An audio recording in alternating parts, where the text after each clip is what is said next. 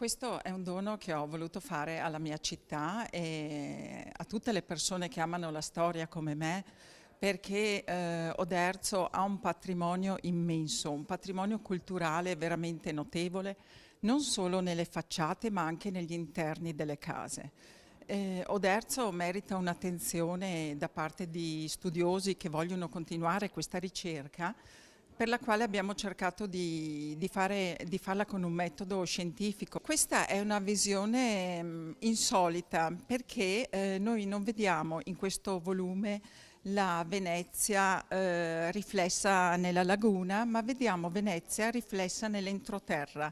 Tutto quello che ha prodotto la civiltà veneziana, la cultura, il grandissimo patrimonio che noi adesso abbiamo. Il contributo del sottoscritto al libro è stato fondamentale perché riguarda tutta la parte introduttiva sulle origini di Oderzo medievale, sulle rovine della città romana e poi sulla presenza di Venezia che ha informato di sé e della sua cultura la cittadina. I rapporti tra Oderzo e Venezia sono sostanziali fin da quando nel 600 circa San Magno, che era allora il vescovo di Oderzo, a causa delle invasioni barbariche, insomma, prese per mano la popolazione e la condusse al sicuro verso le valli prima di Eraclea e poi finalmente a Venezia.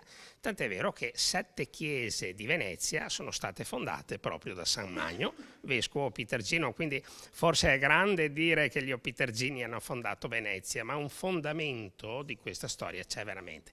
E poi i veneziani sono tornati a Oderzo quando tra il 1300 e il 1700, circa per ben 4 secoli, molte famiglie veneziane ebbero palazzi e tenute agricole nell'Opitergino. È stato entusiasmante vedere come le ricerche fatte in archivio poi si trovavano riscontro su quello che trovavano loro negli studi e nei restauri.